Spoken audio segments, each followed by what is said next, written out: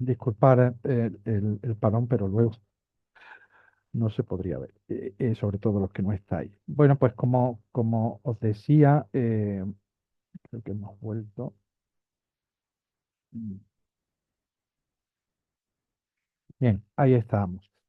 Estamos en el primer punto, estamos hablando de que acompañar precisa, además de esa voluntad de querer estar, de querer ser parte de alguien que sufre y estar disponible, precisa de una formación y precisa de un autoconocimiento muy profundo, porque es desprenderse de alguna manera de nuestro propio ser, responder a la llamada del otro, estar disponible, ¿no? Y bueno, es importante es un estar que crea un sentido de compromiso, un compromiso que no permite fallos, ¿no? ¿Por qué? Pues porque tenemos que tener conciencia del otro y para ello, repito, vuelvo a repetir, a lo mejor voy a repetir esto durante muchas veces en la sesión de hoy, pero es fundamental. Se precisa un aprendizaje que se inicia básicamente en nosotros, ¿no? Es que es fundamental, ¿eh? Si no sabemos quiénes somos o si sabemos o si no hemos trabajado, pues esos miedos, esa, esos asuntos pendientes que tenemos ahí, si estamos buscando acompañar para acallar algún tipo de malestar o para compensar de alguna manera un tiempo de nuestra vida que creemos que no hemos dado lo que teníamos que dar, mal vamos. Hay todo un proceso de autoconocimiento y el 99%, podría decir que casi es la totalidad de las instituciones y de las ONG que trabajan en el tema del acompañamiento, eh, existen y cuentan con unos programas previos de preparación a los acompañantes eh, que son rigurosos y que eh, precisamente se enfocan en ese territorio. Bueno, hay un libro muy bonito que os recomiendo que se llama El sanador herido, es de Nowen, de Henry Nowen, y él dice explorar nuestro propio terreno, nuestra propia casa interior para poder ayudar acompañando a que otros descubran también su casa interior. Es que es fundamental, es que primero tenemos que desempolvar un poco la casa, abrir habitaciones que no hemos abierto de hace mucho tiempo porque la hemos cerrado, pues por cualquier motivo, y tenemos que abrir las ventanas como decimos en los pueblos, solear un poco los interiores, ¿no? Y en definitiva, pues entrar en un diálogo con uno mismo y estar preparado para que los otros, en un punto y en un momento muy crucial, puedan sentirse acompañados por gente que está preparada para ello, ¿no? Y está preparada para ello no porque haya vivido esa experiencia, porque en este caso, en el caso del morir, pues no podemos acompañar porque hayamos tenido la experiencia de morir, obviamente, ¿no? Mm, eh, es absurdo, ¿no? Evidentemente. Pero sí porque se ha trabajado y hemos preparado una serie de problemáticas que vamos a ver ahora, poco a poco, y que van a responder a un acompañamiento con coherencia y con sensatez, por decirlo de alguna manera. El título de Sanador herido es muy llamativo, a mí me lo parece, ¿no? El sanador herido es el que más sabe del dolor, ¿no? Y esto es algo que seguramente pues habréis visto en otro tipo de acompañamiento, no al acompañamiento de la muerte, pero sí en acompañamiento, por ejemplo, en el campo de adicciones. En el campo de adicciones el que más sabe, el que más está preparado para trabajar con un grupo de adictos a lo que sea, a cualquier tipo de adicción, droga, bebida, el Proyecto Hombre, por ejemplo, ¿no? En el que yo he visto de alguna manera cómo trabajan allí, pues los equipos están liderados de alguna manera por un sanador herido, ¿no? Por alguien que estuvo allí, que conoció eh, el dolor, el sufrimiento y tuvo esa experiencia de ser un adicto y bueno, participa en los grupos terapéuticos, participa y entra en conexión con esas personas que van allí a intentar pues salir de ese círculo de adicción. El sanador herido es alguien que cuenta con una experiencia muy concreta y que está muy cerca a ese dolor, a ese sufrimiento. Por eso, si esto es algo muy revisado y muy mirado con lupa de alguna manera en cualquier tipo de terapia de acompañamiento, imaginaros en la terapia de acompañamiento a alguien que va a morir. O sea, tiene que ser una persona que realmente eh, tenga los mimbres, por decirlo también, con una expresión muy del sur, ¿no? eh, tenga la formación y tenga la disposición de acompañar a alguien y de conocer realmente qué es lo que se va a encontrar y cuál es la problemática que va a tener, con la que va a tener que lidiar, ¿no? Hay en lo que respecta a los tipos de acompañamiento, uno que proporciona ayuda y otro que recibe dicha ayuda, ¿no? Es decir, ese tú y yo que tenemos aquí con estas piezas del puzzle, de alguna manera vienen a explicar, bueno, pues que hay una persona que va a estar, que va a ayudar y otro que se va a sentir ayudado. Pero esta mirada puede ser una mirada que genere mm, de alguna manera una posición distinta en la relación, quizás una posición de poder, de control, en el encuentro con el otro, ¿no? Incluso de manipulación, ¿no? O de reducción de la persona a centrarse pues en el problema de quien busca la ayuda, ¿no? Entonces, ¿esto a qué da lugar? Pues da lugar a relaciones de ayuda que si bien no son criticables, pues deberían enfatizar a la persona que solicita ayuda y no el ego o el exceso de profesionalismo de quien ayuda. Bueno, veréis que estoy vendiendo mal esto del acompañamiento, pero es que es así, ¿no? Eh, no son pocas las personas que se lanzan a un acompañamiento para sentirse bien, ¿no? O personas que dentro de un acompañamiento ya muy específico, en el que se precisa de una formación técnica, profesional, pues es llevar al extremo, ¿no? Ese ego de yo acompaño o ese ego de, bueno, lo voy a hacer bordado y esto se hace así. Y realmente la mirada al otro no es una mirada al otro, es una mirada al problema del otro, ¿m? A lo que hace que alguien aparezca en su vida para ayudarle, ¿no? No sé, no tenemos que hablar concretamente del tema del acompañar a morir, por ejemplo, acompañar en cualquier tipo de enfermedad crónica, ¿m? Pues fundamentalmente eh, es un acompañamiento, a este que estamos viendo, al que me refiero, que se refiere o que se enfocaría en un momento dado, no se debe de hacer, pues a la problemática que tiene el enfermo crónico en un momento determinado.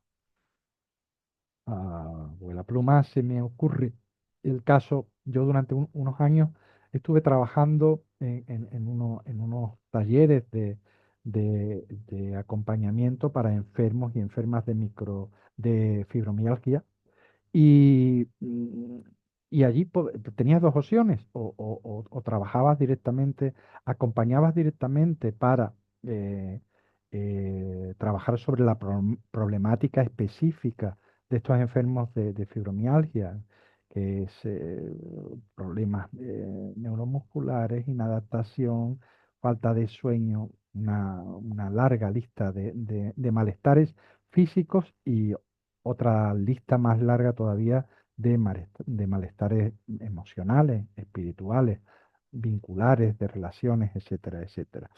¿Qué opción tenemos? Pues tenemos la opción de acompañar a la persona en su totalidad o tenemos la opción de acompañar a la persona para afrontar esa problemática que genera la enfermedad o el mal que tiene, ¿no?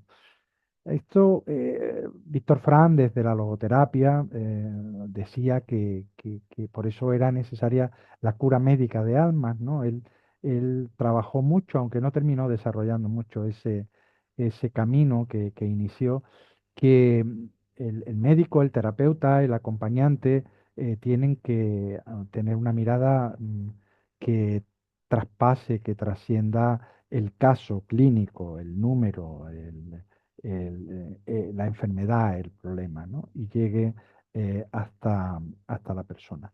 Por eso, Domínguez Prieto plantea el acompañamiento que se enfoca en dos posibilidades, ¿no? En el problema, que es lo que os acabo de comentar, o en el acompañamiento que se enfoca en la persona. El que se enfoca en el problema, pues el acompañante se concentra en la situación en sí y ignora, se aleja muchas veces por miedo, muchas veces por no implicación, de los aspectos subjetivos y de las experiencias del acompañado, ¿no?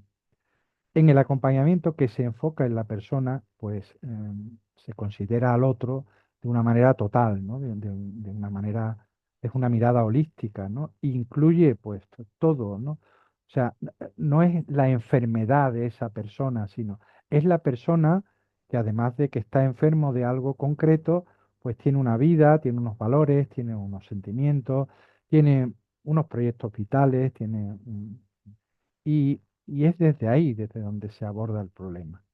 No se aborda desde la casuística o desde la sintomatología de ese problema en concreto. Se deja que entre en nuestra vida y nosotros entramos en la de ella, con un riesgo importante, con un riesgo emocional, con un riesgo vincular, con un riesgo que evidentemente se trabaja previamente antes de llegar ahí y que en muchísimos artículos, sobre todo en gente que se mueve en campos límites, pues no sé, puedo hablar de el médico especialista, del médico intensivista que trabaja en una UCI, del médico que trabaja en una unidad de cuidados paliativos, de gente que está al borde, al filo de la navaja, ¿no? Pues se ha trabajado, se ha escrito mucho con respecto a un síndrome que habréis escuchado en multitud de ocasiones, que es el síndrome de Burnout, el síndrome de en castellano, el quemarse, ¿no? El quemarse bueno, pues porque de alguna manera queremos la totalidad de esa persona y queremos estar eh, mm, pues dispuestos a estar dispuestos, valga la redundancia, ¿no?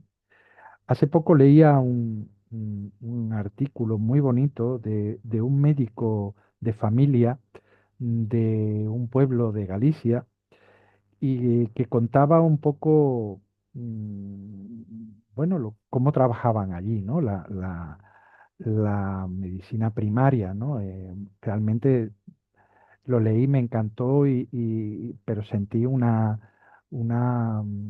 envidia sana de por qué no hacían eso aquí en el sur o en el norte o en el este o en el oeste, ¿no? Y hablaban del compromiso precisamente que tenían los médicos de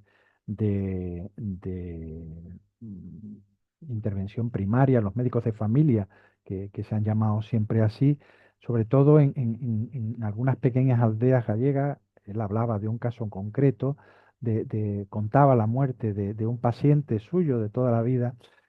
Bueno, pues él hablaba de la posibilidad de que sí es posible cambiar algunos protocolos que justamente por eso que os comentaba anteriormente, ¿no? Del miedo al burnout, al quemarnos, al que entre alguien en nuestra vida y nos tambalee, pues realmente él decía que sí se podía cambiar. Él, por ejemplo, había hecho algo que seguramente la Facultad de Medicina en los últimos años le dijeran, porque lo siguen diciendo, que la relación con el paciente pues tiene un vínculo hasta un determinado momento, pero tiene unos límites, ¿no? Bueno, la familia de esta persona tenía el teléfono del médico para que le llamaran un sábado, un domingo, un lunes, un miércoles. No importaba cuando le llamaban. Estamos hablando de una aldea de 50 habitantes, pero bueno. Y bueno, con todo el proceso de muerte que no voy a contar ahora mismo, pero gracias a ese teléfono y gracias a que el médico conocía al paciente, el médico interactúa con el 112 conoce en qué necesidades tiene ese enfermo, o sea, no llega por una llamada de teléfono, lo monta en la ambulancia, trata, lo estabiliza y lo mete en una sala enorme para hacer un triaje y para empezar una serie de pruebas o probablemente en este caso muera en el camino o muera mm, mm, sin nadie al lado. Y al final, pues contó pues cómo se resolvió, cómo murió en su casa, perfecto, ¿no? Me viene a la cabeza para que entendamos un poco esa obsesión que tenemos con gestionar los tiempos en el acompañamiento al otro, sobre todo en este territorio de cuidados paliativos, de cuando vamos camino a morir y cómo nos obsesionamos un poco con no atravesar, con no cruzar esas líneas, ¿no?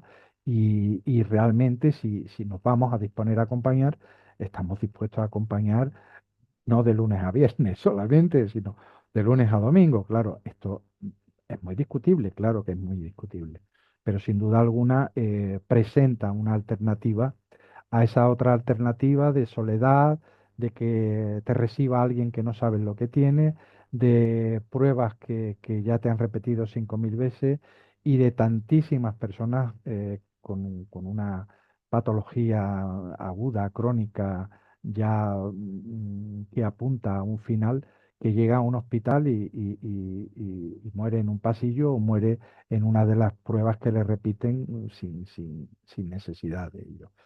Entonces, digo esto porque el acompañante, el que entra a acompañar a alguien que va a morir y comparte con él un tiempo, o el tiempo nunca lo sabemos, pues se puede encontrar esto, ¿no? Se puede encontrar este tipo de problemas, ¿no? El que no haya alguien dentro del grupo familiar, alguien dentro del entorno que realmente esté dispuesto a enlazar un poco la gestión de esos momentos que son críticos y que precisan de serenidad, de conocimiento y de manejar una serie de decisiones, siempre preguntándole al afectado, a la persona, siempre que esté consciente, lógicamente, pues, qué es lo que quiere hacer, ¿no? Entonces hay unas características del acompañamiento, bueno, que están un poco teorizadas, pero que responden pues a una actividad donativa, es decir, es dar, ¿no? Quien acompaña se tiene que dar al acompañado, ¿no? Entonces lo más importante que pues le podemos entregar a los otros no son, como os decía anteriormente, pues protocolos psicológicos, experiencias o técnicas, ¿no? Sino nos damos a nosotros mismos, ¿no? Estamos allí como alguien que aparece dentro de la vida de alguien que precisa ser acompañado o quiera ser acompañado, porque quiere una presencia, pues eso, cálida, y que sea madura, que sea serena, ¿no? Por eso mm, subrayo y insisto tanto en la necesidad de una formación. Es una relación de encuentro, además de dar, nos encontramos, ¿no? eh, Uno ayuda, potencia y orienta a otro en su camino de crecimiento. Y el centro de este encuentro no soy yo el que acompaña, siempre es el acompañado, es su persona, es el conseguir toda la plenitud que podamos conseguir con él. Y acompañar, pues, es caminar junto a otro, es estando ahí, hacerse presente, pero ojo, no lo que hace el ególatra que se jacta de que está acompañando a alguien, o el profesionalista que va al límite, ¿no?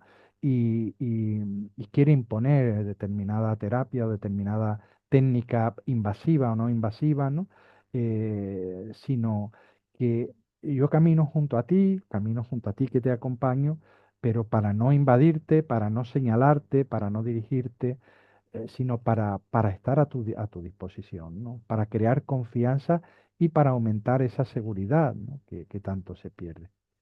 Es hacerle, por lo tanto, espacio al otro, es saber escuchar, saber preguntar, saber dibujar ese escenario, ¿no?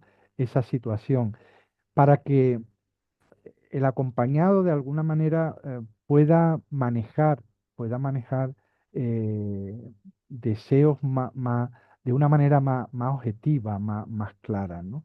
Y pueda ser posible, pues solicitar determinadas acciones que muchas veces no se llevan a cabo, ¿no? Eh, es tomar conciencia de lo que está ocurriendo en ese espacio, a ampliarlo, darle perspectiva y ponerla a disposición del otro. Y es una dimensión corporal también, ¿no? Ya que esa integración del cuerpo en la persona, ¿no? Permite la expresión de la persona y el acercamiento a ella. Luego hablaremos de esa necesidad de tacto, de esa necesidad de, de, eh, de sentir, ¿no? De sentir al otro, ¿no? De sentir el cuerpo del otro, el cuerpo del sufriente, ¿no? Hay una dimensión intelectual, ¿no? Para que la persona piense y razone adecuadamente sobre lo que le concierne, pero eso es algo que tenemos que manejar con una exquisitez absoluta, ¿no?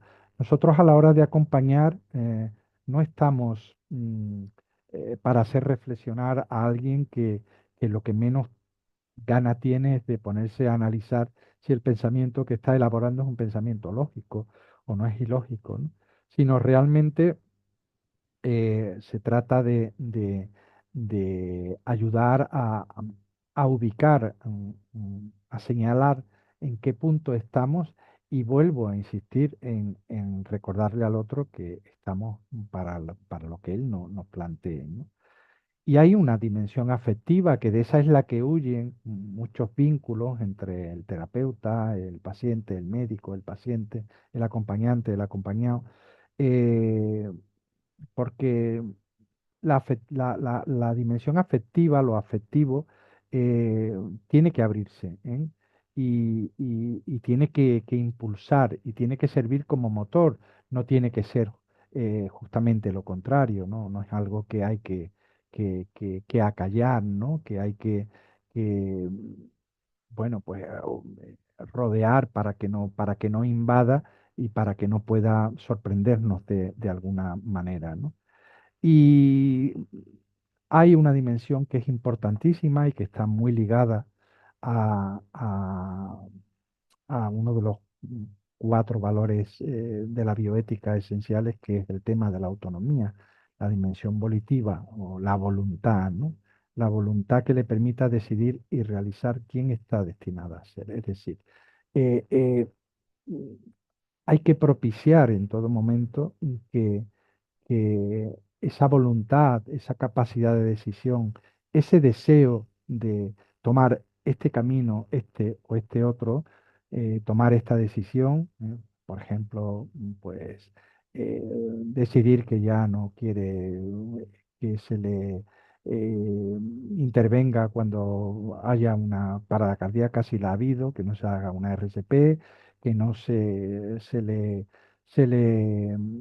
eh, ponga ningún tipo de sonda para una alimentación parenteral, una alimentación nasal a través de la nariz, que no se le invada con ningún tipo de... En definitiva, alguien quiere poner punto y final a una serie de intervenciones que le molestan, que saben que no son absolutamente resolutivas y que no va a, a- a resolver porque simple y exclusivamente está caminando hacia la muerte y lo que quiere es caminar y llegar en paz, ¿no?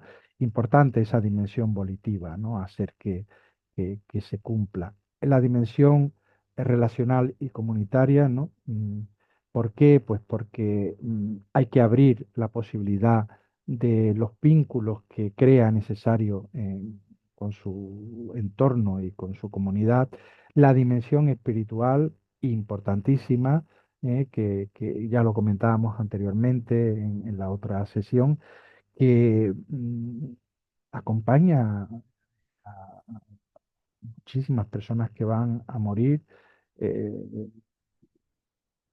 es en ese punto donde se plantean una serie de preguntas de mucho calado, ¿no?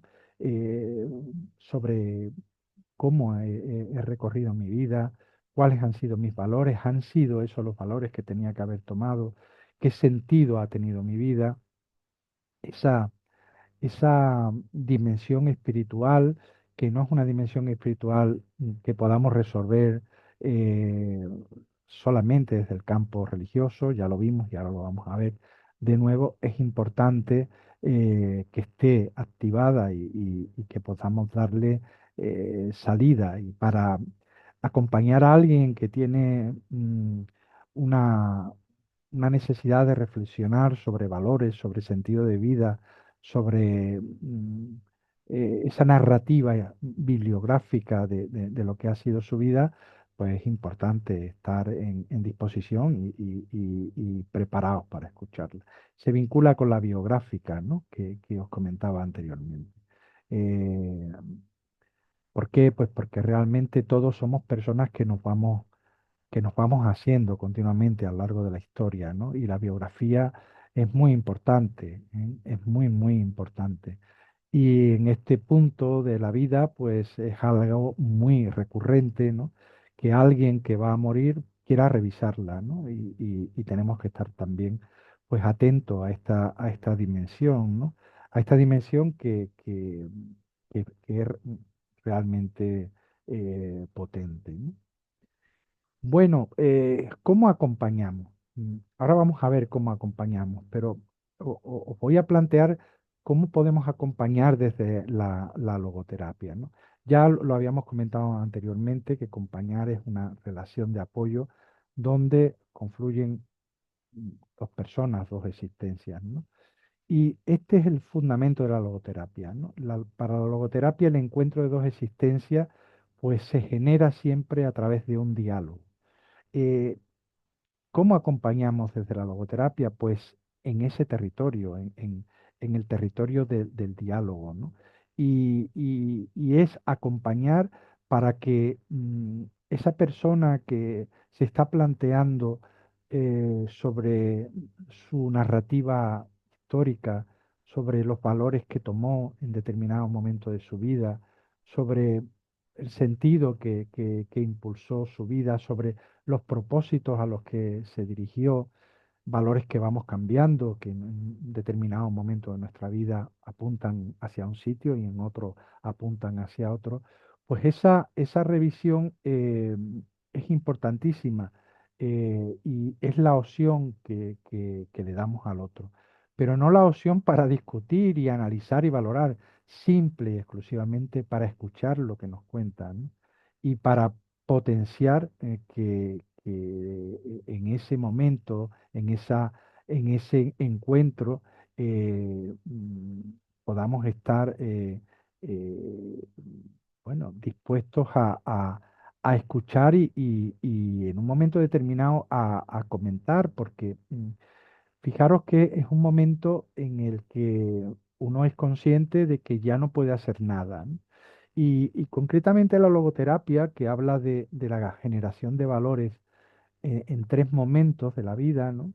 La logoterapia habla de los valores que le podemos dar al mundo, ¿no? Y eso, valores como generadores de sentido. Y eso, pues, yo creo que todos los que estamos en la sesión de hoy lo hemos vivido alguna vez, ¿no? Hemos encontrado sentido en nuestra vida haciendo algo, ¿no? Algo que le hemos dado al mundo, ¿no? El pintor, el arquitecto, cualquier profesional que ha disfrutado con su trabajo, que ha generado algo, que ha entregado a otros, ¿no? Lo que el mundo nos da a nosotros también es otro foco de sentido de vida, y el mundo, pues además de darnos eh, mm, pues esa naturaleza, esa posibilidad de crecer como persona, esa posibilidad de encontrar en el otro el amor, la amistad, todo lo que nos da el mundo, también es un factor generador de sentido. Y hay un último factor de generador de sentido que la logoterapia trata de una manera muy particular y que se va directamente al campo del acompañamiento al morir, que es los valores de actitud cuando estamos atravesando una situación límite, como pueda ser la muerte, ¿no? Mm, Frankel decía que podemos aún encontrar sentido no en la muerte en sí, no en el sufrimiento en sí, porque entonces entraríamos en el concepto de resignación, en el concepto, ya en un concepto religioso que no es el que estamos tratando, sino en la actitud que vamos a tomar sabiendo que ya nada podemos hacer, que nada depende de nosotros, pero que todavía nos queda esa libertad de asumir una actitud de aceptación, una actitud de disponerme a morir con esa relectura existencial, con esa mirada a lo que ha sido mi narrativa biográfica, a los que han sido mis proyectos, a los que han sido eh, m- mis alegrías y mis tristezas, mis encuentros con lo que el mundo me ha dado y con lo que yo le he dado al mundo. En ese momento, aún ahí se podría intentar encontrar o buscar, nos dice Víctor Frank, un sentido en esa actitud de aceptación, ¿no? En esa actitud que ya, no sé si hablamos en la anterior sesión o ha sido en otro taller, hablábamos sobre esa concepción filosófica que tenían los filósofos helénicos, ¿no? Sobre el decir sí al destino, ¿no? Esa actitud de decirle sí a la vida, ¿no? De aceptar lo que nos viene y de no intentar revolvernos, si sirve la palabra, contra algo que ya no va a depender de nosotros, ¿no? O sea, lo coherente, lo sensato, lo difícil, sin duda alguna, es eh, el abrirse a ese destino que está ahí, que está llamando y que es finar la vida, ¿no? Y poner punto y final pues a un, a un recorrido histórico y vital muy importante, ¿no? Eh, en la logoterapia, por lo tanto, el diálogo ideal es el diálogo socrático. No vamos a hablar del diálogo socrático ahora porque el diálogo socrático realmente se generaba o se genera en espacios donde realmente pues se abre un tiempo de razonamiento, un tiempo de análisis de contradicciones, un tiempo de falacia. Se usa mucho más en otros campos que en el campo del acompañamiento. Pero la logoterapia, en lo que respecta a su apartado de cura de almas médicas, ¿no? O cura de almas de acompañantes, ¿no?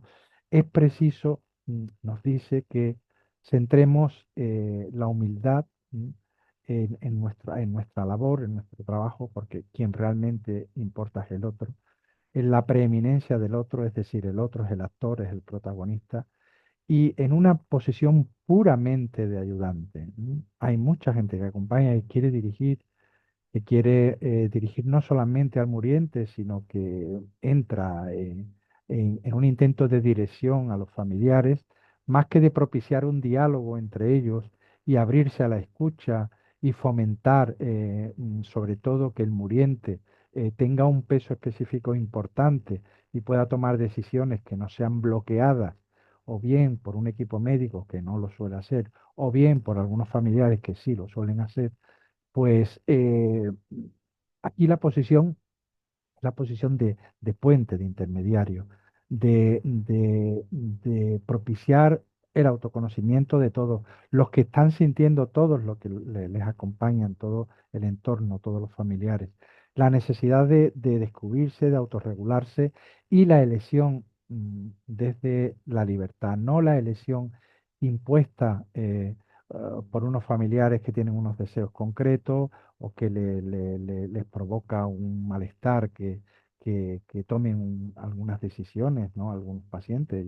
Yo he tenido ocasión de vivir algunas situaciones que realmente me han, me han parecido patéticas, ¿no? Pero eso pasa todos los días, ¿no?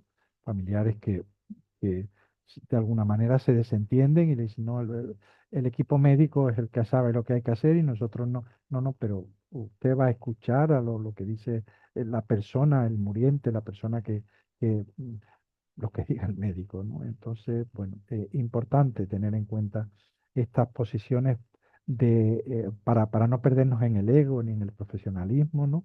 Para ser humilde y para darle paso siempre al otro.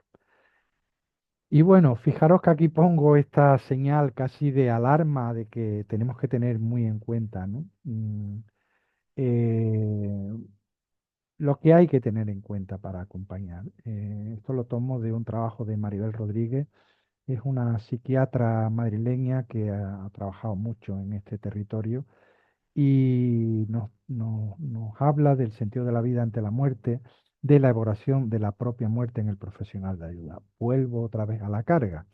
Eh, la pregunta clave, nos dice Maribel, es si la vida tiene sentido a pesar de la finitud, ¿no?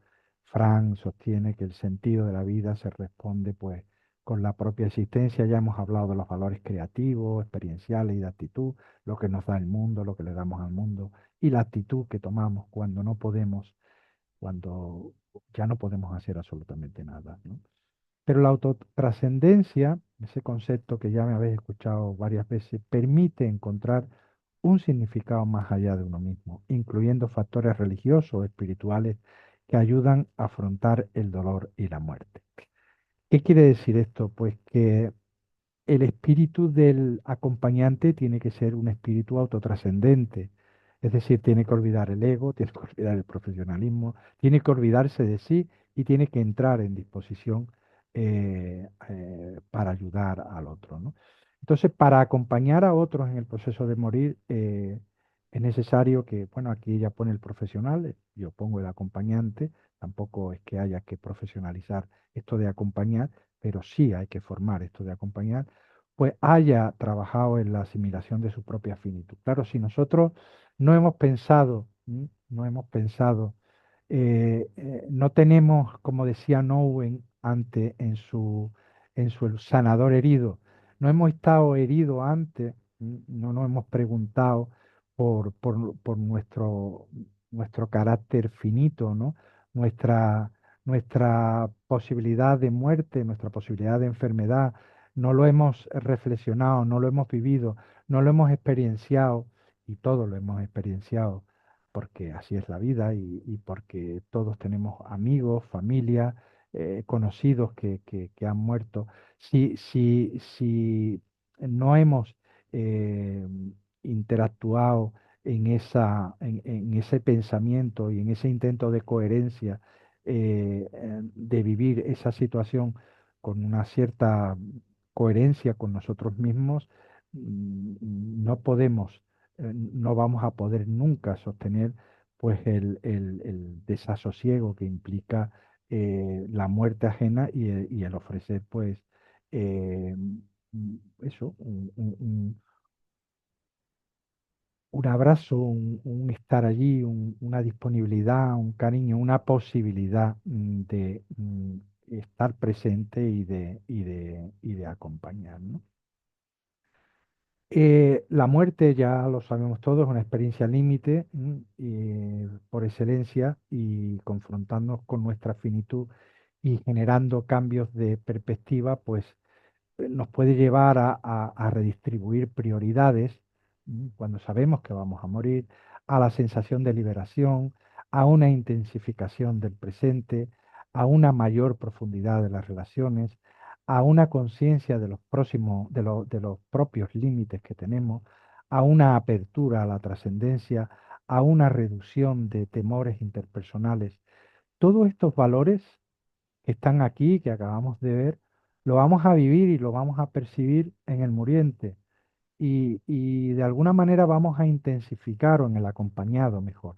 De alguna manera vamos a intensificar eh, esa sensación y sobre todo esa complicidad porque en algún momento determinado hemos sentido esto en nuestro entorno, incluso lo hemos sentido en nosotros mismos, a menor escala, en un periodo de un accidente, por ejemplo, ¿no? Un accidente de tráfico en el que hemos percibido, ¿no?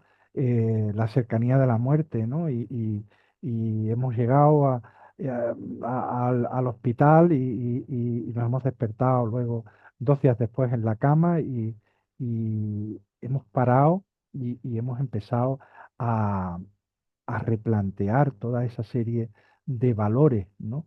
Pues eso es algo que vamos a encontrar, sobre todo en el punto de la persona que sabe que va a morir. Y hay que saber manejarlos, pero no, vuelvo a decir, no para revisarlos con la persona que va a morir, sino para estar atento a su escucha, para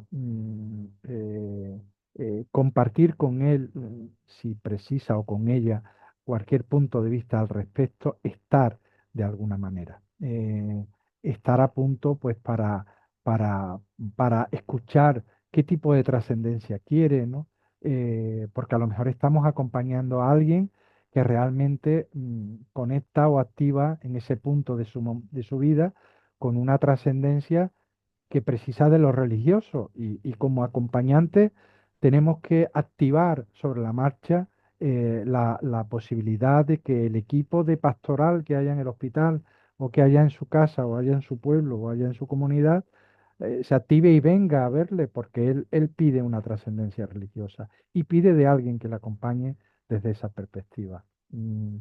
Ahí no puede haber en ningún momento sesgo ninguno, ¿no? Estamos en una apertura total. No podemos tampoco olvidarnos, ¿no? Como ya nos contaba Ariel, de en qué contexto, en qué entorno cultural eh, eh, ocurre esa muerte, ¿no? Y hay que hacer una reflexión consciente también sobre nuestras creencias, ¿no? Sobre nuestras creencias que pueden permitirnos adoptar pues una nueva actitud, facilitando el proceso de morir y acompañar mejor a otro. Es decir, que hay que, sin duda alguna, estar eh, mm, muy expectante a esos valores que se van a estar moviendo, que van mm, a cambiar de posición. Hay que estar pendientes también de los sistemas de creencia que pueda tener esa persona que está ahí con nosotros, pero el nuestro también es fundamental porque nosotros no podemos interaccionar en ningún momento. En ningún momento. No podemos señalar. Entonces, llegamos a una propuesta, de alguna manera, de un posible método de acompañamiento, ¿no? Un posible método que hablaría de una doble vertiente de acompañamiento. Es decir, plantearíamos que tenemos que tener esa disponibilidad que ya hemos dicho hacia el moribundo y en un acompañamiento espiritual que le ayude a enfrentar ese proceso de muerte con dignidad e integridad. ¿Por qué? Porque eso va a fortalecer su autoestima y le va a permitir resolver la última etapa de su vida de una manera mucho más satisfactoria que si no se le tuviera en cuenta. La generación de confianza, pues definir desde el inicio el tipo de acompañamiento para generar un espacio de confianza con el enfermo y su entorno. Claro, si nosotros llegamos a un sitio y miramos el reloj y decimos vamos a estar aquí una hora, no nos integramos en, en el grupo familiar, si lo hay, que algunas veces no lo hay, algunas veces no hay nadie, ¿m? Si no nos vamos a acercar en esa total disponibilidad a la persona que va a morir, si no vamos a estar inmersos y a estar dispuestos no solamente a interactuar con el acompañado y con su familia, sino también con el personal sanitario que está allí o con el personal que le cuida en su casa, si ha decidido ir a terminar sus días en el domicilio. Eh, Hay que convertirse de alguna manera en una persona mm, fiable, fiable entre comillas, es decir, que todos saben que estás allí pues para generar más confianza, para generar un punto más de apoyo, ¿no? En esa situación tan difícil, ¿no? ¿Qué propuesta de método de acompañamiento? Pues una que fortalezca la autonomía de quien va a morir, porque el que va a morir es el protagonista de su proceso, ¿no? Y si decide morir en casa, por ejemplo, que en multitud de ocasiones esto ocurre, mm, no tanto como se quisiera, ¿no? Bueno, de esto podríamos hablar horas, ¿no? Pero no es el momento. Pero es posible morir en casa, el 80-85% de las muertes pueden ser en casa porque no precisan de un soporte mecánico que no pueda tenerse en casa y con algunos soportes muy pequeños alguien puede morir en casa con esa tranquilidad y con esa paz que genera con su entorno, con sus ventanas abiertas, como comentábamos, con sus luces, con sus olores propios, ¿no? De lo que ha sido su entorno. Hay que crear espacios de serenidad y de autenticidad. Hay que actuar, todo ese es el método de acompañamiento, como puente entre el personal médico y los familiares. Hay que propiciar que se escuche a la persona, porque si no está consciente y ha dejado un testamento vital, genial, nos vamos al testamento vital. Pero si no dejó testamento vital y hay un momento en el que pierde la conexión eh, y hemos estado en un tiempo de trabajo con esa familia y con esa persona, eh, hay que estar y entrar en un diálogo que tiene que ser exquisito, ¿no? Y si está esa persona en un estadio de conciencia y quiere apuntar quiere resolver en un momento determinado determinadas cuestiones o gestiones que quiere dar por cerrada en la vida, estamos dispuestos para eso. El acompañante no solamente está allí para propiciar una espiritualidad o está pues en un momento determinado para levantarse por un medicamento, por agua, por ayudar a un cambio postural, por tener que hacer una gestión en el ayuntamiento o por tener que llamar a alguien que fue parte de la vida de esa persona que acompañamos y que hubo algún problema y que esta persona quiere que se le llame y quiere despedirse de ella, ¿no? Como se hacía en esa muerte serena que hablaba Aries de la Edad Media, ¿no? Todas esas son labores del acompañante, ¿no? Atender asuntos pendientes que el enfermo desea resolver. ¿Y qué lenguaje? Pues no todo es lenguaje verbal, ¿no? Hace falta aprender un lenguaje no verbal, la comunicación del silencio, ¿no? Y usar el contacto corporal siempre que que lo acepte y que lo reciba, ¿no? Y la observación de los silencios son fundamentales, ¿no? Porque podemos estar tocando una temática que le fractura interiormente, que le fractura emocionalmente y es necesario, pues, respetar los silencios, ¿no? Muchas veces el silencio es mucho más potente que cualquier discurso que llevamos preparado y toda esa teoría, todo lo que está escrito, todo lo que está planteado, ¿no?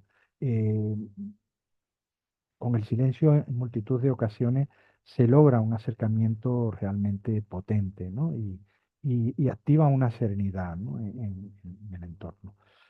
Reconciliación con la propia vida, pues normalmente las personas que están conscientes rememoran muchísimas cosas de su vida, buenas, malas, y, y bueno, hay que estar para ayudarles a escucharlas, para sentirse oídos y para fomentar el que formen parte y sean aceptadas en su vida y no sean una diáspora para la partida, ¿no? No sea una piedra en el camino. Eso es parte del método de acompañamiento, una parte esencial que no podemos perder. Hay más, ¿no? Hay que permitir que el enfermo haga un balance de su vida, hay que reconocer las decisiones y las relaciones y hay que propiciar esa sanación, porque eso es una sanación espiritual, ¿no? A través de la escucha y la compasión. Luego hablaremos de la compasión, ¿no? La compasión no tiene nada que ver con la compasión de corte religioso, por supuesto. Hay que revivir hitos importantes, hay que reflexionar sobre los momentos clave de su vida si nos lo cuenta y, y hay que propiciar esa serenidad y esa pausa para generar una calma, ¿no? General. Hay que elaborar el dolor de la separación eh, porque se genera un dolor importante, ¿no? Y hay que abrir al diálogo o abrir a la mirada, abrir al tacto ese dolor de la despedida, donde, como decía, un gesto, una mirada, un apretón de mano puede sustituir pues toda la literatura que podamos tener al respecto. Y hay que ayudar a quien se va aceptar que su vida termina, ¿no? Hay personas que entran en un diálogo muy consciente y muy coherentes y quieren de alguna manera traspasar esa línea en la que ellos ya son conscientes que la vida va a ser sin mí, ¿no? Como esa película, ¿no? La vida sin mí, si no la habéis visto, la recomiendo. Es una película realmente interesante que nos habla sobre la muerte y sobre acompañar en la muerte. Ayudar a la persona que se va a que acepte, ¿no? A esa aceptación, ¿no? De ese ordo amoris que tenían los helénicos, ¿no? Acepto lo que me toca, ¿no? Guiándole pues a la realización guiándoles, acompañándole, ¿eh? No es dirigiéndole de esos últimos deseos, ¿no? O cualquier tipo de legado emocional que quiera. Y luego la esperanza. La esperanza es un tema que siempre eh, fluye, que siempre aparece, ¿no? Y, y bueno, pues la esperanza, eh, ¿de qué? Pues de que va a permanecer vivo en el recuerdo de los demás, de aceptar la continuidad de la vida ajena o de descubrir un significado en la muerte, la esperanza de ir porque tiene una estructura de creencia, una estructura religiosa, la esperanza la esperanza no es algo que haya que quitarle a alguien que ya no tiene esperanza, porque va a morir, porque no cabe. Es decir, hay que dar espacio a todo lo que parta y a todo lo que ese tiempo de acompañamiento eh, genere por parte del muriente, de la persona a la que estamos acompañando.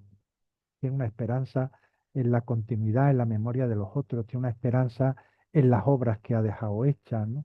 Se acordarán de la casa que le hice del pozo que construí en tal sitio, se acordarán de aquel camino que hacíamos eh, son elementos de esa narrativa biográfica que pueden entrar perfectamente y que aparecen como algo mm, que da esperanza y da fuerza para ser consciente de que eh, vamos a cruzar la línea, ¿no? Y es importante asumirlo y tenerlo. Entonces, si tuviéramos que focalizar o que subrayar o que iluminar con unos focos, mm, mm, no lo más importante, pero sí lo de referencia en tanto a lo que puede suponer un acompañamiento a alguien que va a morir, pues sin duda alguna es acompañarlo en un mejor afrontamiento. Acompañarnos en un mejor afrontamiento no es que nosotros le vayamos a quitar todos los miedos, todas las angustias, pero tenemos que estar ahí pues para protegerle, para abrazarlo, para ser compasivos con ellos en el sentido más compasivo de la palabra, ahora la veremos, para que haya mejor toma de decisiones, para que se respeten las decisiones, para que no solamente nos dediquemos a acompañar, sino también nos convirtamos un poco en, ¿cómo os diría? Eh, bueno, en gente que proteste, que genere una militancia de la necesidad de que los sistemas sanitarios sean más justos, que no desmonten unidades de cuidados paliativos, que no desmonten las unidades de cuidados paliativos domiciliarias, que faciliten el que alguien se pueda llevar un pequeño equipo de oxígeno que pesa 3 kilos a casa y que se lo cambien para que pueda morir en casa. Como decía que el médico de medicina privada, que yo le dé el teléfono como médico suyo que soy para que me llame un sábado o un domingo, eso se puede hacer, ¿verdad? Pues bueno, habría que considerar todo eso. Apoyar la autonomía del paciente. He visto, desgraciadamente, a personas a las que no se ha respetado, estando perfectamente consciente, lo que ha decidido, ¿no? O lo que ha decidido desde una retirada de cualquier tipo de equipo, equipo médico de soporte, hasta el solicitar una sedación terminal ya y entrar en una discusión y entrar en unas temáticas religiosas de familiares. Bueno, hay que propiciar la autonomía, ¿no? La no maleficencia, la beneficencia, la justicia y la autonomía, los cuatro puntales, las cuatro patas de la bioética que hoy manejamos, muy de teoría, pero que olvidamos muy a menudo y promover los deseos del muriente en cuanto a dónde, cómo y junto a quienes desean morir. Eso es importantísimo.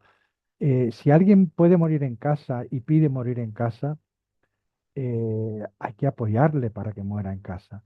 Eh, y vamos a encontrar situaciones en que la familia se pone en el momento comodidad y en el momento, y si se ahoga, y si pasa esto, y si pasa lo otro, eh, bueno, pues ahí hay que estar y hay que explicar y hay que estar en disposición y sí, hay que formar parte de tiempos de acompañamiento, pues hay que formar parte de tiempos de acompañamiento. Todo eso previo a un acuerdo, no es tan sencillo, ¿no? Evidentemente, pero es muy habitual, desgraciadamente, que no se cumplan los deseos de la persona que va a morir cuando realmente no hay ningún problema técnico, ¿no? No hay ningún problema técnico que lo pueda haber en algún caso, ¿no? Porque necesite una maquinaria en concreto. Bueno, el acompañamiento al morir, las bioéticas religiosas, las bioéticas laicas, ya lo habíamos anotado de alguna manera hoy y anteriormente en la otra sesión. Las necesidades de la persona que va a morir no son solamente necesidades psicológicas ni necesidades fisiológicas, no. Evidentemente va a necesitar pues, una alimentación que a lo mejor no es una alimentación normal, va a necesitar un, una interacción de medicamentos o de curas de heridas, unos cambios posturales, si está en la cama, va a necesitar lo que sería las necesidades fisiológicas, médicas, le podemos llamar con. Pero hay unas necesidades espirituales. ¿M? Y esas necesidades espirituales no remiten siempre, también lo comentamos, no remiten siempre a una necesidad religiosa, ¿no? Pues remiten a otra espiritualidad, ¿no? Una otra espiritualidad posible, a un todo, a una inmanencia, ¿no? Y si en tiempo de salud, pues ocurre también en el del dolor, en el camino a la muerte, vamos a reconocer esa espiritualidad y la vamos a reconocer pues en lo que los otros nos vayan a dar, ¿no? En la disolución del yo, en esa interrelación que vamos a activar con él, ¿no? Y esto es lo que hablamos antes de la autotrascendencia, ¿no? La necesidad de salirnos y estar dispuestos para que el otro sienta, para que la otra sienta esa parte del todo que está con él o con ella y que está dispuesta a esa compañía. Y como esta otra espiritualidad no descansa en lo sobrenatural, en el reconocimiento absoluto de la deidad, sino en, por ejemplo, la inmensidad que se nos revelan pues en multitud de cosas, ¿no? En la naturaleza, en la música, en el diálogo sereno, en el amor que nos da el otro, en el proyecto de vida, aunque sea el proyecto de qué voy a vivir mañana, ¿no? O que voy a hacer las próximas 24 horas, ¿no? En, en esos valores que han formado parte del recorrido, ahí está esa espiritualidad que en los tiempos de sufrimiento se hace más potente. Hay un autor muy interesante que se llama Salomón que habla, se llama el libro, creo recordar, Espiritualidad para descreídos o algo así, ¿no? Y dice que muchas tradiciones en el terreno de la sabiduría insisten en que la espiritualidad debe buscarse en los detalles de la vida cotidiana y en ningún otro lugar, ¿no? Por eso es espiritualidad, por ejemplo, y ahora sigo la frase, por eso es espiritualidad apoyar a alguien que quiere morir en su habitación, que tiene esa ventana que da ese limonero que plantó su abuelo, su padre o su tío o él hace no sé cuántos años, ¿no? Porque forma parte de esa vida cotidiana, porque forma parte de lo bello, de lo simple, de lo cotidiano, ¿no? Que es donde se encuentra esa serenidad y esa felicidad. Entonces, Salomón nos dice que la idea de una experiencia mística o de una súbita revelación espiritual resulta dramáticamente atractiva y alimenta nuestro deseo de una gratificación inmediata y fácil. Pero dudo, dice, de que sea una aspiración razonable para la mayoría de todos nosotros, ¿no? Recordando esa necesidad de fomentar y de apoyar esas necesidades espirituales que siempre van a aparecer y que, ojo, pueden estar compartidas perfectamente con la espiritualidad de corte religioso, ¿no? Eh, Porque es una espiritualidad que tiene cierto corte filosófico, ¿no? ¿En qué sentido? Pues eh, porque aparece como una espiritualidad que va a reflexionar sobre las grandes reflexiones, valga la redundancia, los grandes temas de nuestra vida, ¿no? Y los grandes temas de nuestra vida, aunque nos parezca paradójico, están, han estado y estarán en lo cotidiano siempre, ¿no? En el día a día, ¿no? Eh, y bueno, pues esa espiritualidad, repito, ese satisfactor espiritual se ha intentado identificar con lo religioso, ¿no? Sin que aportara nada. La OMS, por ejemplo, dice que lo espiritual se refiere a aquellos aspectos de la vida que tienen que ver con experiencias que trascienden los fenómenos sensoriales que no es lo mismo que lo religioso y que va vinculado, pues, eso, a su entorno, a su mundo, a su cotidianidad, a su significado, a su propósito. Y en el manual de cuidados de Oxford, de cuidados paliativos, se dibujan tres dimensiones para lo espiritual. trascender lo material, fines y valores últimos. Y por último, pues el significado existencial. Todos nos vamos a preguntar, todos nos preguntamos muchos días qué significado tiene nuestra vida, ¿no? La logoterapia se centra básicamente en eso. Pero todos, cada uno, sin ser logoterapeuta y sin movernos en teorías de disciplinas de este corte, nos preguntamos qué sentido tiene. Estamos haciendo una cosa u otra. Que no hayamos tirado para adelante en algún momento o que nos hayamos quedado quietos en otro, ¿no? Y, y esa significación existencial en el momento de la muerte se hace muy patente. Entonces, Vallés, que es un especialista y que ahora os voy a referir algunos artículos para que lo leáis, están ahí también en vínculo, mm, nos propone que junto a las necesidades, va más lejos todavía, a las necesidades somáticas, emocionales, sociales y espirituales, a las que circunscribe a la relación del hombre con Dios y continuidad del espíritu después de la muerte, se añadan las existenciales que englobarían, según este autor, las de carácter ético, filosófico y de continuidad biográfica. Es decir, lo biográfico, lo filosófico en tanto que hace referencia a las preguntas por el sentido de vida, lo ético en tanto a que hace referencia por qué valores han sido los que han estado gobernando mi vida, ¿no?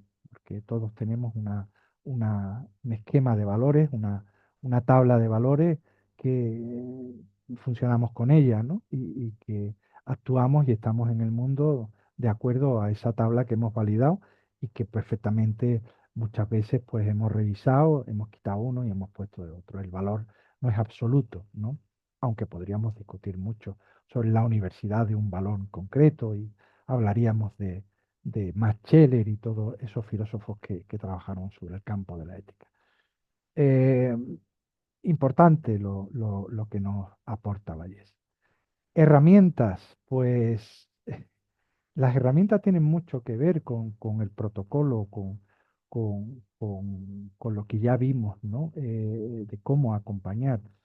El acompañamiento al enfermo terminal lo que va a requerir, pues, es amor, ¿no? Es ternura, es comprensión, es aceptación de las propias heridas para evitar cualquier tipo de influencia inconsciente.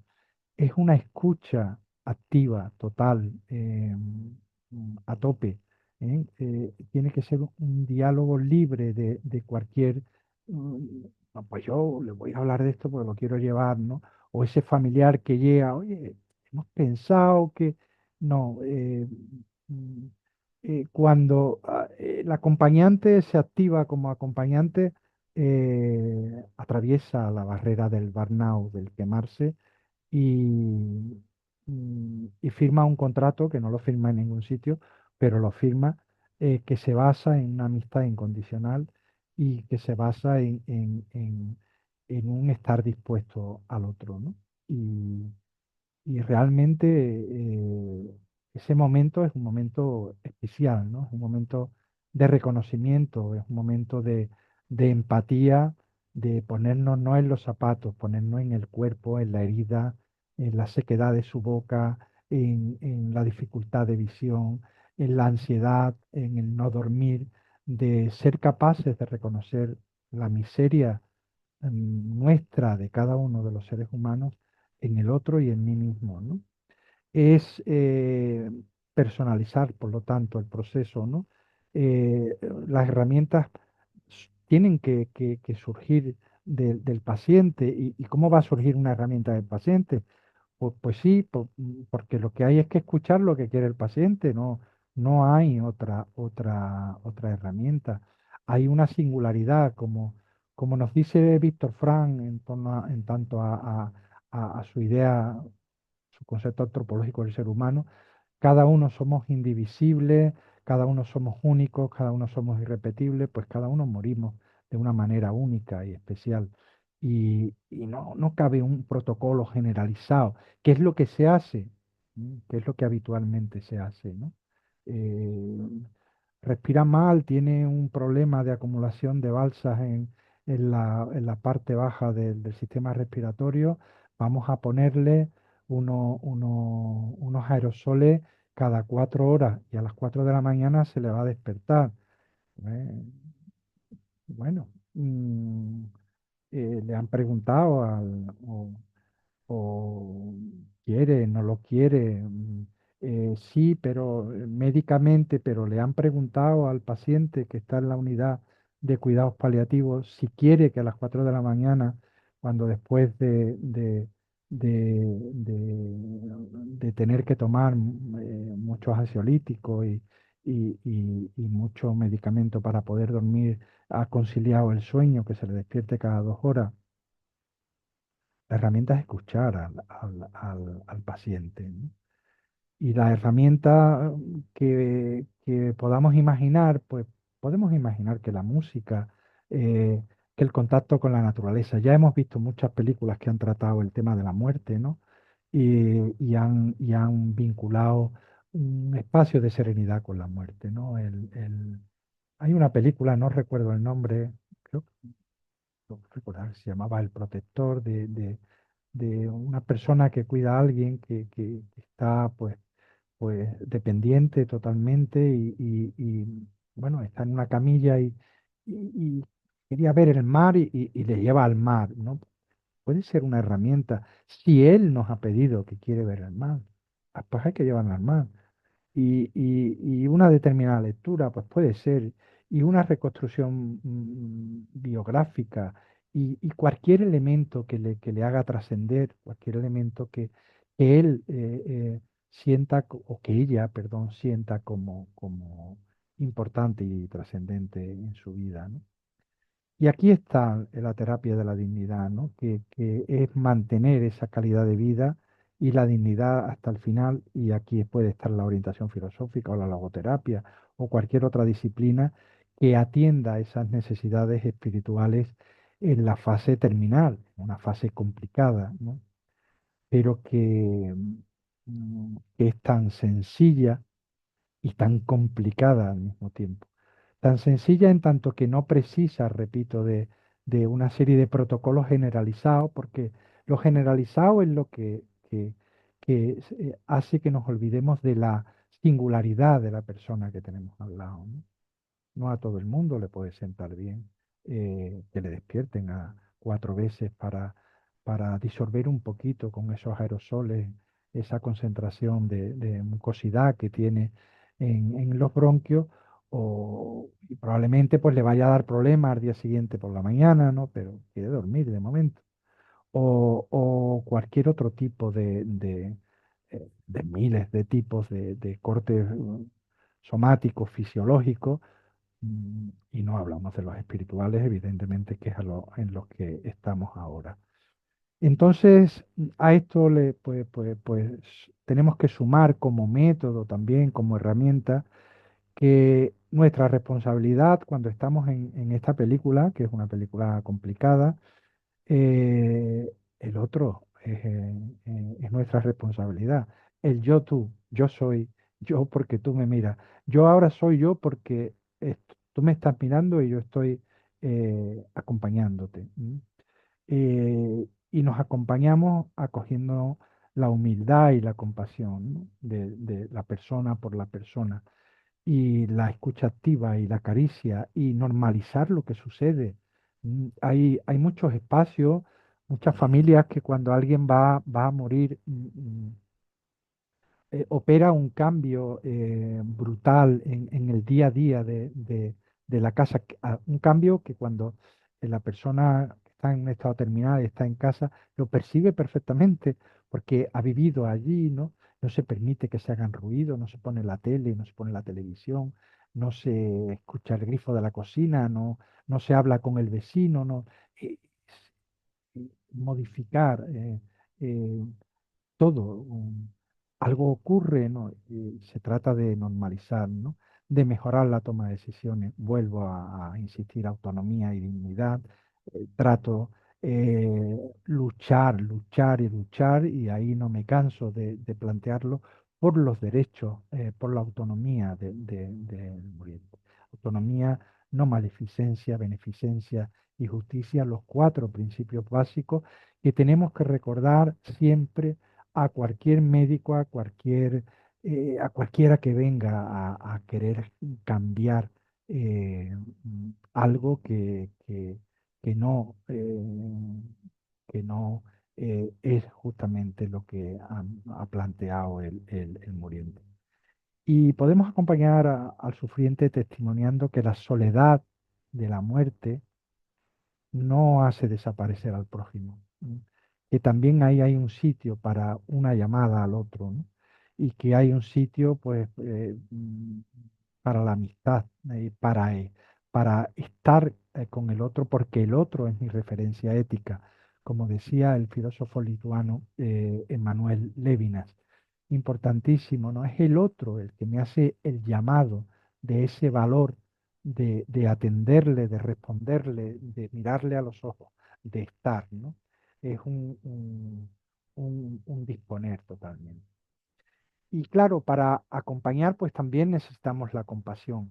Y la compasión no la podemos entender como esa compasión que va por otro sitio, ¿no? La compasión es esa percepción, esa compenetración con el sufrimiento del otro y por supuesto el deseo y la acción de aliviar su soledad estando, de aliviar lo que necesita y facilitándolo.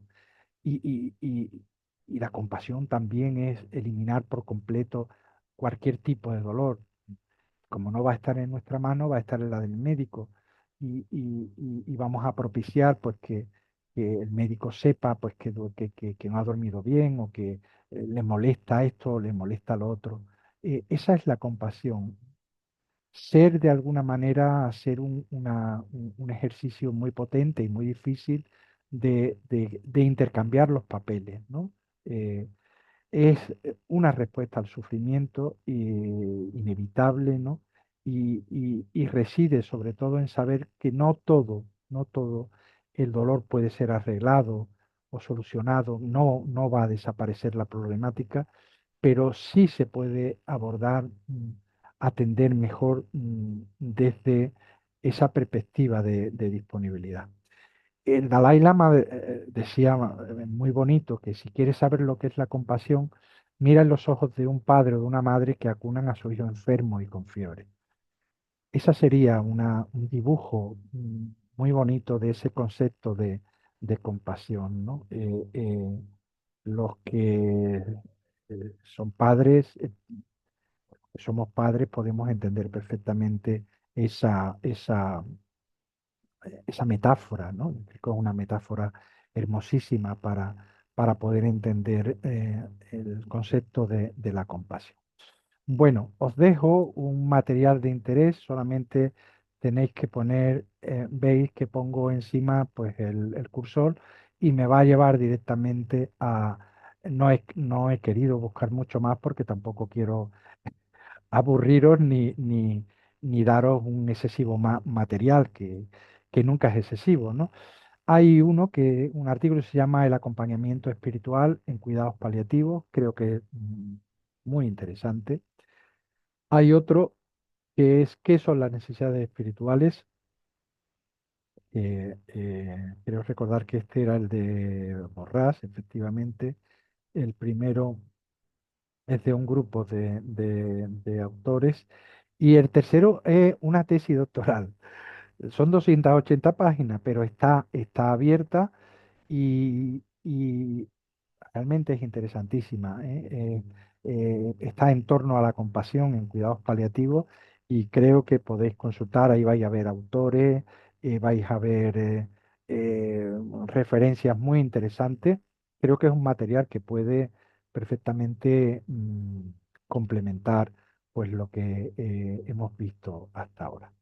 Y por último, aquí tenéis una serie de espacios, de lugares donde hay voluntariado, donde hay formación, donde se mueve realmente este mundo. Solamente tenéis que poneros encima también y os va a llevar a la web de cada uno de los espacios donde vais.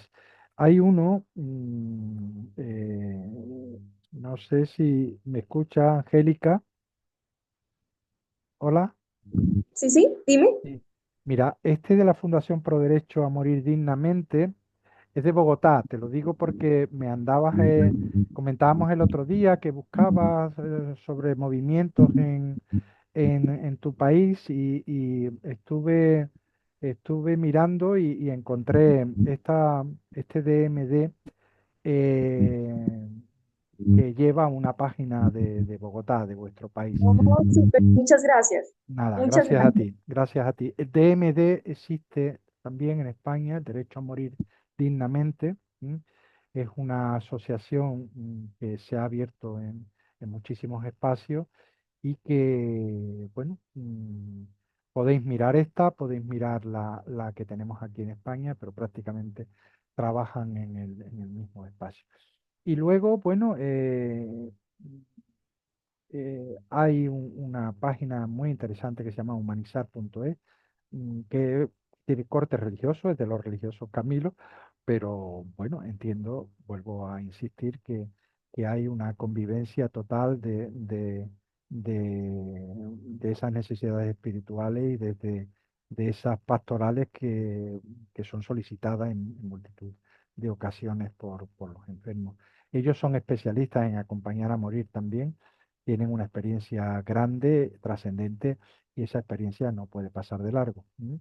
Aunque ellos tengan una perspectiva religiosa y a lo mejor nosotros no la tengamos o la tengamos, entiendo que tienen que estar ahí porque llevan décadas trabajando en este campo.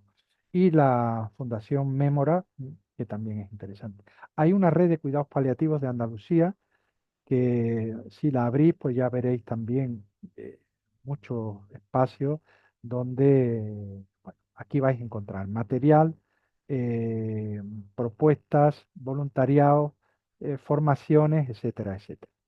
Este es el CEPAL y la Cruz Roja. Y la New Health Foundation esta que también se mueve súper bien y que está pues dentro de la línea del resto de instituciones que creo que era importante que las tuvierais por si queréis ahondar y profundizar más en este territorio. Y por último, pues ahí os dejo bibliografía sin ánimo de personalismo ni narcisismo.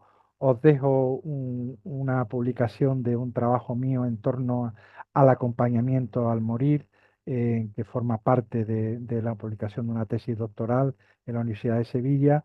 Os dejo un libro muy bonito de Cabo de Villa que se llama La espiritualidad al final de la vida. Eh, Hay algunos trabajos de aquí que podéis encontrar perfectamente en Google.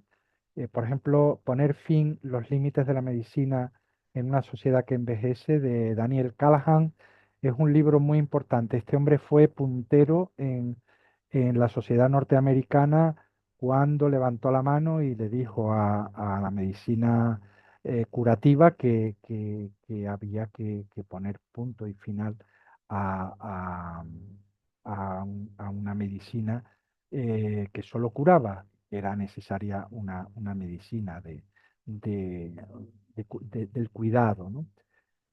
El diccionario filosófico de Scoville, El arte de acompañar de Prieto, que lo hemos estado viendo por aquí, de Víctor Frank algunas obras, de Guinot, tenéis algún artículo. A Guinot, con que lo metáis en internet, Guinot es presidente de la Asociación de Logoterapia de,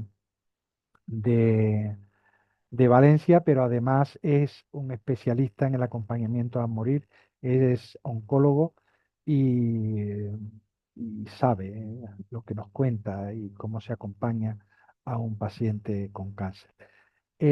Os dejo El sanador herido, un libro que si os interesa esto hay que ir a por él, es fundamental, y algunos artículos, estos están en la revista, en esta revista de psicoterapia, si la metéis accedéis directamente a ella, entonces no todo es que tengáis que buscarlo para comprarlo, ni mucho menos, sino que podéis visualizarlo. La cura médica de alma lo tenéis también en link, en la revista científica de la Universidad del Norte, Y luego tenéis también en la revista Nous, que está en abierto para todo el mundo que quiera, eh, el boletín de logoterapia y análisis existencial, un artículo de, bueno, ya hemos hablado de ella, ¿no? De Maribel Rodríguez, acompañado al final de la muerte, realmente interesante. Y por último, La vida perenne de José Luis San Pedro, un escritor que ha sido siempre mucho más que un escritor, ha sido, él era economista, es curioso, pero ha sido un escritor impresionante y este libro realmente nos puede ayudar a entender un poco mejor todo eso que hemos visto. Y bueno, básicamente, pues hasta aquí esta segunda sesión, que no sé si ha sido excesivamente larga y si he hablado excesivamente y si hemos dado mucho material. Pero bueno, teníamos dos sesiones y no podíamos tampoco dejar en el tintero ninguna posibilidad de ampliarla y de convertir este encuentro pues, en un encuentro que realmente mm, nos pueda dibujar un poco esa posibilidad de acompañar que tenemos a los otros en cualquier momento de la vida, pero en el de la muerte también, que es otro de los momentos fundamentales de nuestra llegada aquí. Y ahora tenemos eso, 10 12 minutos, el tiempo que queráis, yo no tengo prisa, por si queréis que toquemos algún tema, alguna duda, clarifiquemos algo, no lo sé. Y en definitiva, pues sí me gustaría saber si las expectativas que sobre el curso han sido cubiertas, si habéis echado algo de menos, porque también me va a ayudar para próximos talleres y siempre me gusta oír pues la perspectiva desde el otro lado. Así que aquí estamos. No, a mí me ha encantado esta segunda parte, claro, me ha parecido mucho más práctica y cosa que eché en falta a lo mejor en la primera sesión, pero entiendo que a lo mejor la primera sesión, en las segundas partes siempre son más prácticas y me ha ayudado mucho, la verdad.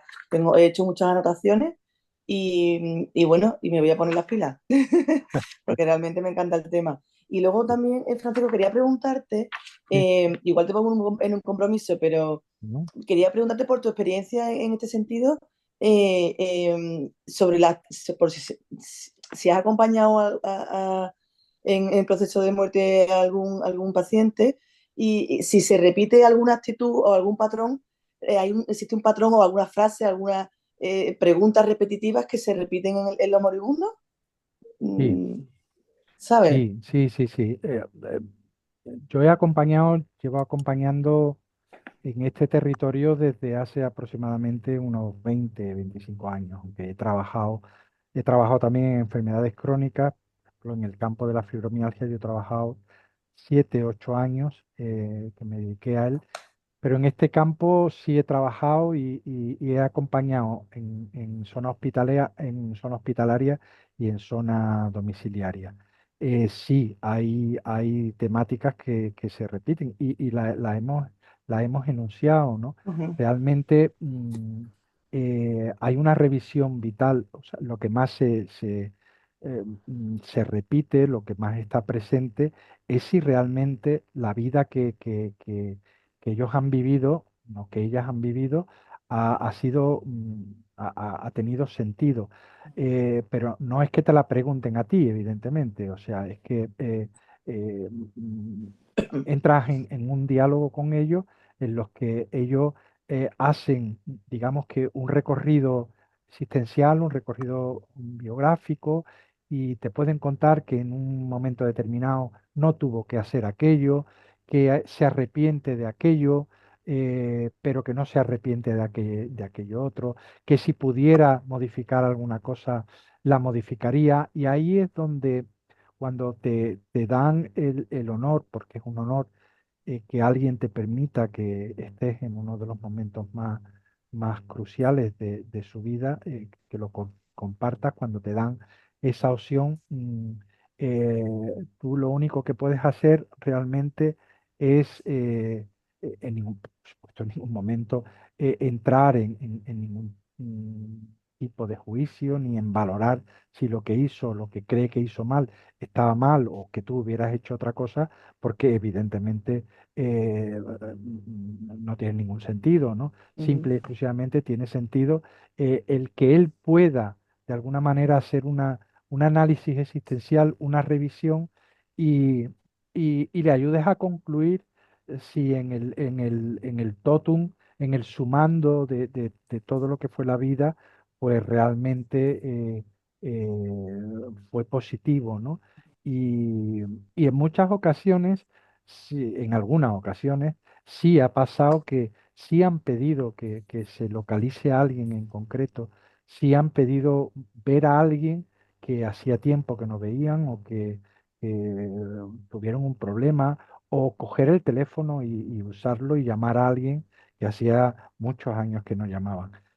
ujú, Eh, Eso es bastante relevante. El tema del sentido de vida, eh, en este punto, en el punto del morir, sin duda alguna es un tema recurrente, ¿no? Y luego, pues también depende, ¿no? Eh, eh, la verdad, yo he tenido eh, muchas situaciones en las que, eh, mm, bueno, es difícil, ¿no? Es difícil eh, saber qué es lo que puedes hacer eh, para calmar la situación que genera en el moliente, ¿no? Pero sí he visto, y ya lo dije antes, sí he vivido más de una y más de dos y más de cinco situaciones en las que el muriente no ha podido morir como él quería morir, ¿no? Entonces es un sufrimiento añadido ujú, y he visto cómo muchos de sus familiares han hecho un acto de dejación total se han sacudido las manos, por así decirlo, y han puesto la pelota en el tejado del médico o de la institución hospitalaria bueno, y le han dejado a su, a su suerte, ¿no? Entonces, eh, esa para mí han sido quizás, son las dos experiencias más llamativas, ¿no? Luego hay una variedad porque cada persona muere de una manera, cada persona te abre la puerta hasta donde te la quiera abrir, no todo el mundo que quiere ujú, que le acompañes abre la puerta y te deja que pase hasta el final de la habitación, ¿no? Y tienes que respetar lo que tienes que respetar y si estás allí pues no es para cumplir ese ego que te decía anteriormente, ni para rellenar un expediente, ¿no? De un currículum vitae con lo que hace, sino porque eso te va a dar también un sentido y forma parte de unos valores que para ti son importantes. Y, y- y curiosamente, pues sí he visto eh, muchísima aceptación en los últimos momentos, más aceptación que rebeldía, que negación, ¿no? Que enfrentamiento, ¿no? Y, y eso siempre es positivo porque es una muerte mucho más controlada, ¿no? Y ujú, afortunadamente, pues también se va viendo cómo cada vez se considera más eh, la posibilidad, siempre que lo solicita el paciente o que lo ha solicitado en un testamento vital, en un momento determinado, que sea él el que indique cuando empieza una sedación terminal, que no hablo de una eutanasia, que hablo de ujú, una sedación terminal en la que en unas 60, 72 horas, como muchos 2 días y medio, 3 días, esa persona se sabe que va a fallecer porque se empieza con esa sedación y con una medicación que le lleva ahí.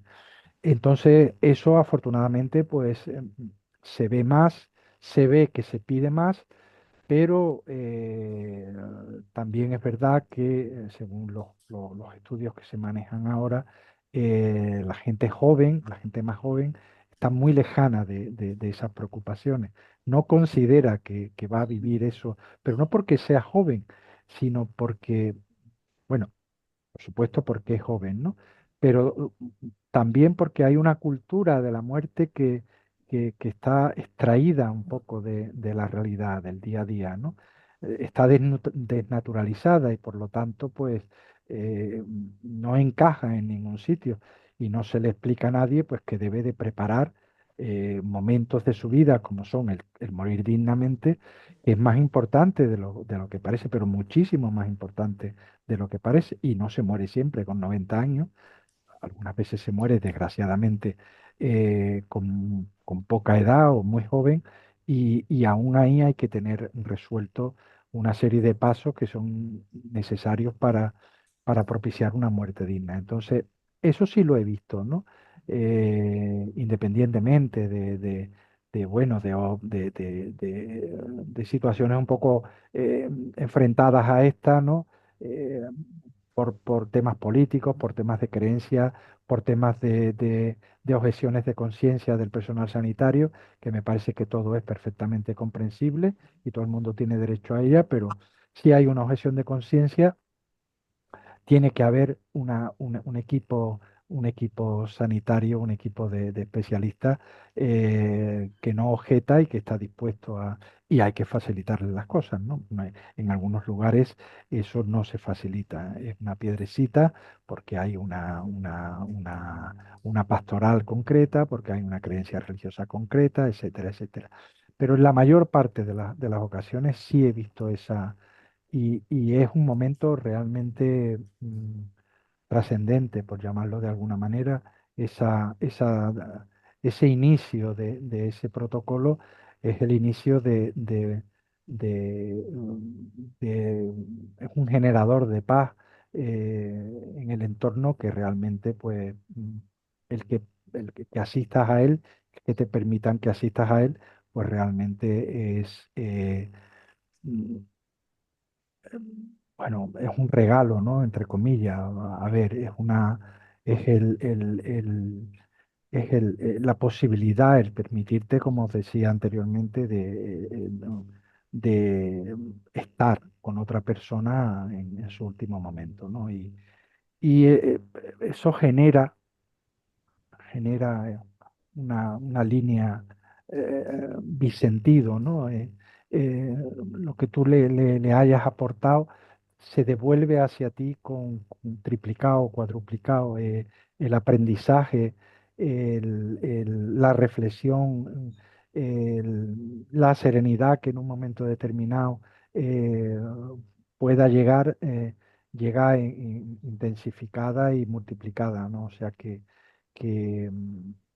siempre que acompañas hay un regalo inmenso, ¿no? Un regalo inmenso y siempre, yo siempre lo he entendido así, eh, bastante más grande y bastante más potente que todo lo que tú puedas dar, ¿no? Porque no es cuestión de desvalorizar lo que hagas, ¿no? Ni mucho menos, pero hay un intercambio maravilloso y es el intercambio de esa compasión, de entender al otro y de ser el otro en un momento determinado.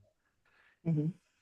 Básicamente es eso, de la experiencia lo que te puedo contar, lo que más me ha llamado la atención. Muy bien. Estoy recordando que hace mucho tiempo leí, claro, y posiblemente sea creo que dijiste enfermera, Cecil Saunders, ¿no? Que lo nombraste el Sí, otro día, me parece. Cecilia Sanders, sí, Eh, sí, ¿no?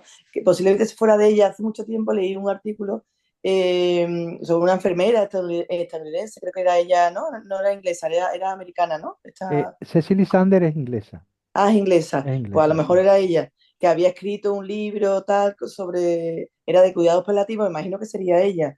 Y había escrito un libro sobre como las cosas o las frases que la gente se arrepentía antes de morir, ¿no? Que si había trabajado demasiado, que si no sé cuánto, y me imagino que era ella quizás, ¿no? ¿O no? No, yo No. creo que te estás refiriendo a Elizabeth Kubler-Ross. Ah, Elizabeth, pues es posible. Elizabeth Kubler-Ross fue bueno, una mujer que tiene unos libros muy interesantes y que fue alumna de Víctor Frank y toda su vida la dedicó al acompañamiento. Y efectivamente ella tiene un libro en el que cuenta y en el que avisa, en el que avisa, pues que hay un análisis existencial realmente, que Ujú, todo el mundo va a morir, revisa su vida claro, revisa su vida y se arrepiente de cosas que, bueno, lo que te contaba antes, ¿no? Aquello no lo debía de hacer, no sé si aquello que hice estaba bien y evidentemente hay una revisión que es la misma revisión que yo te comentaba antes a pequeña escala y que nos dura muy poco la actitud, ¿no? Porque ya que es cuando tienes un accidente o cuando tienes una situación médica que te enseña el lobo a las orejas, como solemos decir aquí, que automáticamente genera mm, una revisión de cómo estás ocupando tu tiempo, si estás haciendo cosas que aportan, si estás haciendo cosas que te gustan, si eres feliz en el concepto de serenidad, ¿no? La felicidad es algo ujú, si realmente tu vida tiene sentido, pero eso cuando es una cosita, pero cuando sabemos que vamos a morir, evidentemente esa revisión es muy, muy profunda porque se sabe que es la última revisión que vamos a hacer y que además no vamos a poder cambiar, ¿no? Pero ujú, ese libro de Elizabeth Kubler-Ross tiene varios libros al respecto. Si estás interesada son libros, son 2 o 3 libros en concreto que habla sobre sus experiencias con sus moribundos, ella le llamaba sus moribundos, y es realmente interesante. O sea, que te recomiendo o que le eches un vistazo a través de internet a ver si hay algún PDF de sus libros colgado que seguramente lo vas a encontrar también, ujú. ¿vale? Bien, estupendo. Muchas gracias. Muy bien, gracias a ti, Gaby. María, ¿algo más? Bueno, me ha encantado, me ha encantado, me ha encantado. Y lo que tú acabas de decir antes de cuando acompañas, lo que se te da, lo que recibes tú, ¿no? Es como el cuádruple, ¿no? Sí. Ahí me ha llevado a, yo que estaba acompañando la psicoterapia a tanta gente a sanar, las personas que me dicen, ay, que voy a llorar. No, no, que voy a llorar yo ahora, de emoción. Gracias, gracias. Y yo siempre he dicho, no, no te equivoques. Sí, tú estás sanando emocionalmente, mentalmente, pero a mí me has dado muchas cosas. Yo he aprendido, yo he sanado un poco más. Pues eso me ha llevado a que estoy convencida que si yo puedo en un futuro, ¿no? Cuando me forme y tal, Mm. ese acompañamiento que yo pienso que en mi caso será silencioso porque no sé, porque acompañar, hay personas que les gusta estar en el silencio, Sí. ¿sabes? Pues se me va, igual que he acompañado ante a la gente a sanar, a la vida, a otra vida, que la gente tiene otra vida, Ujú. pues ahora pienso que puedo ayudar a la gente a un bien morir, como ellas quieran, como ellas decidan, como, ¿sabes? Vale, Y que eso me va, ¡puf! Me va a volver a mí como vale. un boomerang, ¡puf! Seguro, por cuádruple o sextuple, porque sé lo que es llevar a la gente a la vida, a otra vida, mejor y ahora a la muerte. Estoy convencidísima. Muchas gracias por todo. No, no, Muchísimas gracias, gracias. gracias a vosotras. Angélica, ¿tienes algo por ahí? Nos despedimos. ¿Qué No, tal? ¿Cómo ha ido todo? muy bello me pareció todo el tema de hoy. El anterior también muy interesante, saber también esos orígenes que uno a veces desconoce y esta parte me ha parecido muy bella. Y también me preguntaba un poco sobre esta de entrar a la propia casa, ¿no? Que es un trabajo a veces tan completo y en el que uno se tiene que enfrentar a uno mismo para saber si tiene las calidades y cualidades para poder acompañar a alguien en ese momento tan trascendental de la vida. Entonces, pensaba que tengo que trabajar mucho en eso, en mi casa interior, en revisarme a mí misma y a la propia mirada que tengo de la muerte también. Cuando decía la propia muerte, ¿no? ¿Cómo la veo? ¿Cómo la vería en mí? Entonces, confrontarse con eso es fuerte, es un trabajo que lleva su tiempo, pero que me parece todo un reto maravilloso antes de enfrentarme al hecho de acompañar de manera, digamos que permanente y comprometida a las personas a morir. Entonces, es bellísimo, ¿no? ¿En qué tengo que morir yo para poder acompañar a otros a morir en su parte física? Entonces, me parece muy lindo y te quería preguntar si también tienen talleres sobre cómo manejar el duelo porque también me parece bonito que a pesar de que tú acompañas a la persona a morir físicamente, también estás acompañando de alguna manera a las familias. Entonces, Sí, ese tema de cómo manejar también complementaría este de pronto de cómo acompañar a un buen morir. Entonces ahí sí, tengo como esa duda. sí. Bueno, yo particularmente sí he desarrollado algunos talleres de duelo, pero no es mi especialización. Hay gente muy buena que trabaja el taller de duelo y nosotros desde la orientación filosófica sí trabajamos el taller de duelo, pero eh, creo que no con la profundidad que se ha trabajado o que trabajamos el tema del acompañamiento, pero sí va muy unido y fundamentalmente hay que tener en cuenta una cosa: si has estado acompañando a alguien durante un tiempo,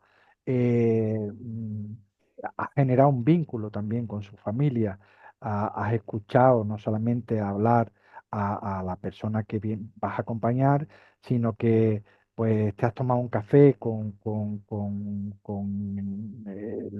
el hijo, con la madre, con el padre, con algún familiar que se ha ido abriendo, se ha ido descubriendo, se ha ido... Pero yo particularmente no he trabajado esa formación concreta de taller de duelo. Hay mucha formación de taller de duelo en línea, de hecho creo que en Rincón de Kiko también había alguna formación, pero eh, yo concretamente no, Angélica. Entonces, si quieres puedo indagar o comentar con Kiko por si estás interesada en alguna formación más específica sobre taller de duelo. Ok, muchas gracias. Entonces estaré atenta, gracias. Pues nada, gracias a vosotras y a el resto de compañeros y compañeras que no están por aquí, que lo verán luego. Un placer conoceros, un placer compartir estas dos sesiones y espero que coincidamos. Si no por aquí, además somos María y Gaby, somos de la provincia, y bueno, ojalá nos pudiéramos ver, ojalá coincidamos en otro espacio y mi agradecimiento por vuestro interés y por haber compartido este espacio. Así que hasta cuando queráis y hasta siempre y un abrazo a todos. Un abrazo, Francisco, mil gracias, ¿eh? Muchas gracias a vosotras. Que vaya bien. Gracias. Chao, igualmente. Chao. Venga, hasta Chao. ahora.